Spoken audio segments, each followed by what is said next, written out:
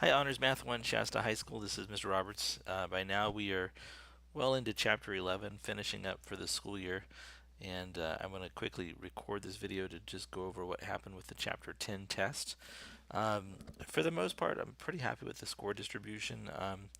However, there's some pretty simple things that I think if you take the time to go through and watch these, it might kind of help clarify your thinking, and perhaps you can avoid some similar mistakes in the future. So it's really up to you to take a look at what you did correctly and where you may have made some errors on your test and see if you can avoid that in the future. So the first problem uh, repeated the fact that the area of a triangle is given by this formula: area equals 1/2 times base times height, and you're asked to solve for the variable b. So I'm just going to rewrite this over here. Oh, it looks like too thick of a pen, so I'll write area equals 1/2 times base times height. And generally, if I see fractions in an expression, I will multiply every single term. Notice I said the word term, um, by something that will bust up that fraction on both sides. In this case, there's only a single term on on both the left and the right hand side. So I'm going to multiply both sides by the number 2 to eliminate that term. And although I've put it in these different places, you can see here when I multiply the 1/2 times this 2, that will bust that fraction. It'll give me a 2 over 2, which equals 1. And on the left hand side, I'm going to have 2a. So this becomes 2a, and that equals b times h. Very nice, very clean. The fraction's gone. Of course, we're trying to solve for b, so in order to complete this, I'm going to divide both sides of this by h. And you can see when I divide the right hand side by h, this clearly forms a giant 1 in the form of an h over an h. And over on the left hand side, I just end up with the expression 2a, 2 times a divided by h, and that is precisely what b is. So very clear. Fraction Busters does a nice job of making this look less messy quickly, and then we can move on. Let's just go ahead and record. We'll continue on with question 2. So on question 2, it says on the number line below, make a box and whisker plot for this data. Make sure you label the 5 number summary points with their proper names. So this particular data set, I believe, has 11 data points. 1, 2, 3, 4, 5, 6, 7, 9, 10, 11. And because it has an odd number of values, there is a single value in the middle, and that value is called the median. Median. And if you'll notice now, there's exactly one, 5 data points above the median, and there's 5 data points below the median. What I'm going to do now is identify my quartiles, and in the lower half of the data, the middle value there is, this is Q1, right? This is the first quartile. And in the uh, upper half of the data, the middle value there is Q3. So there's my quartiles, and I also have the minimum, and that's the value 4. And I also have the maximum, and that's the value 17. So when it says make sure you label the 5 number summary, there you are. I've got the minimum, Q1, median, Q3, and the maximum. Now I'm just going to quickly sketch this on the number line here. So I'm going to draw a couple quick vertical lines. So at 4 I've got my minimum, and then at 5 I've got Q1, and then I jump all the way to 12 where I've got my median, and then I've got my Q3 at 15, and then I've got my maximum at 17. And then I'll just go and draw this to make it real clear where the box is. This is the middle half of my data. And then I'll draw these whiskers. So of the 4 distinct regions there, by far most of my data is in this range between 5 and 12, and I can see that on the chart, and also I can see it on my data set as well, right? There's the 5, 7, 8, and then a couple of 12s. Anyways, that's it. That's the 5 number summary. I guess I have no more comment than that. Let's go ahead and keep recording here. We're just going to go to question number 3 now. Question 3 says, write the function that matches the graph at the right. First thing I notice about this function is that it is a line, so this is going to be a linear function. The other thing I notice is that it's very difficult to identify the exact y-intercept, but 2 points are intentionally given with these two values there. I'm being told that when x is 2, this produces an output of 3. And I'm also being told when x is 5, I have an output of 2. So from those 2 points, I can calculate my slope. And then from that, I can go ahead and calculate my y-intercept. Oops. So let's go ahead and calculate the slope here. So we're going to look at the change in y over the change in x. So our delta y's, I've got this 2 and the 3, and I'm just going to go ahead and take 2 minus 3. And you can see I'm going from this point to this point. So 2 minus 3. And then if I look at the change in my x values, I've got 5 and then subtract 2. So 5 minus 2. So up in my numerator, I've got 2 minus 3 is a negative 1. And in my denominator, I've got 5 minus 2, which is 3. So I now see the slope, right? The slope is down 1 over 1, 2, 3, and that's definitely confirmed by this slope triangle here. It's nice to see it, I guess, in both places. The thing that's perplexing me is what is my actual y-intercept. So to deal with that, I'm going to start with the equation of any line, right? Y equals mx plus b. As long as the line's not vertical, I can write the equation of any line in this form. And I'm going to arbitrarily pick one of my 2 points. I'm going to go ahead and pick this one. So I've got the 2, 3. There's an x value there, and there's a y value there. So I'm going to put in for y the 3. So I've got this 3 is y. And it's going to equal my slope, which is a negative 1/3, times x, which is the number 2, and then plus b. So this is it, right? If I look at it, I can clean this up a little bit. It's negative 2/3 and then plus b. So to figure out my y-intercept, I'm going to simply add 2/3 to both sides. So it looks like it's 3 and 2/3. That's my y-intercept. And I might write that as 9, 10, as 11/3. Probably that's my preferred form. So the equation of that particular line is y, or f of x, right, if I'm using function notation. It is equal to negative 1/3 x and then plus 11/3, which is 3 and 2/3. Or you could write, if you were to do this, you could write 3.6 as long as you indicate that 6 decimal repeats.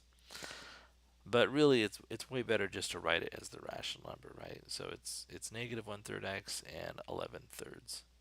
I think it's probably bad form, and it's less useful to write your numbers in both fractional form and decimal or repeated decimal. So I'm just sticking with fractions here. All right, so that's part A, and our solution's locked in there. We've got that, and I could check that by running a couple points through there. So for example, if I was to look at my 2 points, notice that when I plug in the value, and I can just highlight this, when I plug in the value 3, oh, no, when I plug in the value 2 for x, so if I plug in 2 for x, this becomes negative 2/3, and negative 2/3 plus 11/3 is positive 9/3, and 9/3 is 3. So I can see that it works for that point. Also, if I plug in 5 for x, this becomes negative 5/3, and negative 5 and 11 would equal 8, 8, 9, 10, 11, no, negative 5, is it 4?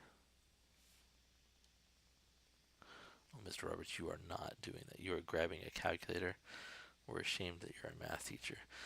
So let me look at that. It would be negative 5, and I can't even turn this on. Negative 5, and then I need to add to that 11, and I get, lo and behold, the number is 6. Oh yeah, and 6 divided by 3 really is the number 2. Yeah, that works also. Of course, I'm sorry that I was arithmetic deficient there. Anyways, let's go on to part B. So on B, we're told that we're looking for a function in the form right here, right? G of x equals ab to the x power. So I know this is an exponential curve, and it has to pass through the two given points here. And I can see there's a table here to kind of help my thinking, but the whole thing's not done for me. So I'm going to identify a couple things, right? So I know that if I start with the number 357 and I multiply repeatedly, right? I continue to multiply a whole bunch of times, not 3 times, but many times, I will end up at the number 32. In fact, 357 times a certain number of these unknown factors b is going to produce 32. And actually, I know how many it is because if I'm jumping from 2 to 12, there has to be 10 of those, right? 12 minus 2 is 10. So literally, I'm saying start with 357 and multiply by b, b, b, b, b. That's 5 of them. B, b, b, b, b. Multiply it by 10 factors of b, and you get the number 32. So the question is, what magical number of b produces that? Well, I can consider this. If I take b to the 10th power, right, that would be 32 over 357. So that's nice. Now it's b to the 10th by itself. And we've talked about this in class, right? I can either look at the 10th root or I can raise both sides of this expression to the 1/10th power, because b to the 10th power raised to the 1/10th power would be equivalent to b. On the other side, I've got this 32 over 357, and I'm going to raise that to the 10th power. So that's going to be how I'm going to find my multiplier, right? What value am I continue to multiplying by? So I'm just going to go ahead and in parentheses enter 32 divided by 357. I'll close the parentheses and I'm going to raise that to the 1. Ooh, it's supposed to be to the 1/10th power, to the 1 divided by 10. Oops, made that 0. Whoops. There we go. And that gives me this number. Now, I'm going to write down to 2 decimal places what b is, right? B is approximately 0.79. However, I'm not going to get rid of that from my calculator screen because I want accuracy, as much accuracy as I can, in figuring out what my 0th term is. So I'm going to leave that there. Now, in terms of finding the 0th term, it's really not that many steps. So I think I'm just going to go ahead and do this manually. If you think about this, as I move forward, I'm multiplying by that value that's on the screen. But if I want to move backwards 2 steps, I would have to divide by that. So I think that's going to be my strategy. I'm going to take the 357 and I'm going to divide it by that number. Doot. I can evaluate that if I want by pressing enter again. And now I'm going to take this number, let me grab it, and I'm going to divide that by, let me go back up and get my number again. There we go. Doot. And when I do that, I get what should be my 0th term, right? And if you look at it, it's fancy. Let me write this down. A is approximately 578.32. Now, I could test this, and I'm not sure exactly how many digits the calculator is keeping track of internally, but if I take this and I multiply it, let me grab it. I'm going to take this value, get it, and I'm going to multiply it by this number, and I'm just going to go to the 2nd power so I don't have to do it twice. I'm going to multiply it by it twice. When I do that, wow, that's phenomenal, right? I end up with 357. And if I want to jump 10 more places into the future, I can take this number 357, let me grab it, and I can multiply it. Oops. Oh, I got to grab it, press enter, and I multiply it by that number again. Let me go back up and get it. It's the 0.79, but there's more than that. So there we go. Grab that, and I'm going to multiply it by that to the 10th power, because this is literally me jumping down this chart all the way. I keep multiplying by this again and again and again. And when I do that, I get, now look, that's amazing. That, I mean, obviously there's some internal round off error, but the fact that there's that much accuracy after me juggling these numbers around inside this calculator is really impressive. So I think we've got our answer, right? We know our 0th term, that's a, and we also know what we're multiplying by. So we can write this function down. Let me come over here. It's going to be g of x equals 578.32, and that's going to be times 0.79 raised to the x power. And now if I was to go ahead and check this solution against the table right now, I'd be a little disappointed, and that's just because obviously these are rounded off values, and I'm not going to get exactly 357 when I put in 2. I'm going to get something very close to it, and I'm also not going to get exactly 32 when I enter that x is 12, but I'm going to get something very close to it. The final question, part C of question 3, says, hey, what's f of 2 plus g of 2? Well, part of that is just observing what information was given here. So if I look at this, I can see very clearly that when x is 2, right, g of 2 is the number 357. So that's going to be part of it, right? I'm going to come here and I'm going to write, oh, this is 357. But then let's go look at the function f. And you can see for f, right? Oh, why are you jumping so much? I can't get it to stop. You can see right here, this is the point, right? When, oh no, not that. This is the point. The relevant point is right here. When x equals 2, you can see it produces an output of y is 3. So that was the function f. F of 2 is equal to 3.